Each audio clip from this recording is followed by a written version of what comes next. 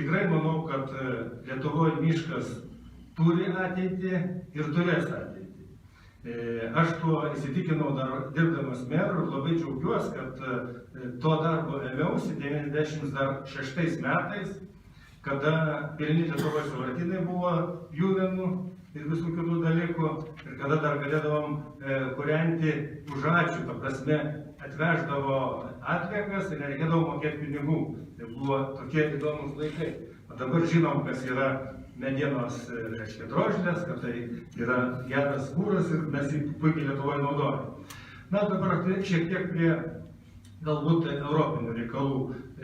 Kažkiek tai paminėjo ponas Algirdas savo pranešime, tai keletą tokių minčių noriu pasakyti.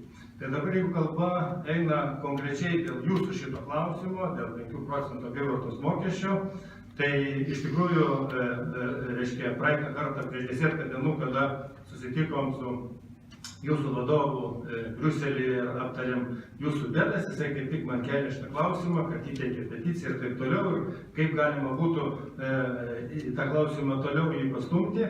Aš jam pasiūliau kitą dar variantą, lygiagrečiai, tai būtent, kadangi parlamento nariai turim teisę užduoti komisijai klausimus, aišku, nedaugiau kaip 5 klausimus per mėnesį, ir komisija privalo mums atsakyti laikė 40 dienų.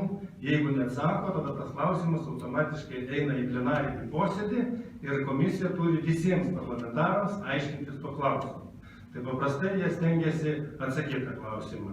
Na ir nesena mano patirtis, kada kreipėsi žemės ūkio bendrovės, reiškia, ūkininkai dėl pieno moduliacijos, vis dėlto pasirodė, kad Lietuva buvo neteisi pritaikydama moduliaciją ir mūsų, reiškia, atstovai kreipėsi į teismą ir teisme teisėsi, bet jiems buvo neaišku komisijos pozicija. Ir tikrai tada, dar čia mano pradžioje, reiškia, darbo, aš jiems gavau atsakymą komisijos ir tas atsakymas praktiškai privedė prie to, kad iš tikrųjų pienininkai buvo teisūs ir moduliacija neturėjo būti taikyta ir kiek girdėjau, ne per seniausia buvo priimti teismo sprendimai ir žmonėm gražinta ta skriauda ir bus gražinta, žinoma, pinigais ta skriauda, kuri buvo padaryta. Iš tikrųjų, man šitas klausimas pasirodė labai panašus į aną klausimą.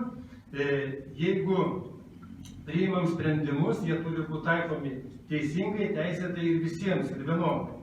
Ir šitas klausimas šiek tiek susijęs dar net ir su dar vienu klausimu, kurį mes narpliojame Europoje dabar. Tai yra, reiškia, minimalaus atlyginimo taikymas Vokietijoje.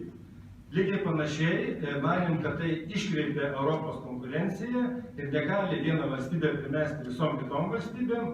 Vyksta dabar komisijos tyrimas būtent tome rezultate ir aš tikiuosi, kad komisija tikrai išsiaiškins, duos raštišką atsakymą, bet gali būti taip, kad jums tas atsakymas bus dokumentas, aišku, bet to dokumentą gali jį, priimti geranoriškai, ten vyriausybė, parlamentas, o gali paprasčiausiai pažiūrėti biurokratiškai, kad tai yra nuomonė ir to pabaigti. Tada tokiu atveju lieka paskutinis kelias, tai lieka teismas ir tuo keliu irgi manau, kad reikia naudotis, jeigu matote iš tikrųjų, kad jūsų pusėje yra teisybė ir ta teisybė tikrai turi būti aiški ir suprantama.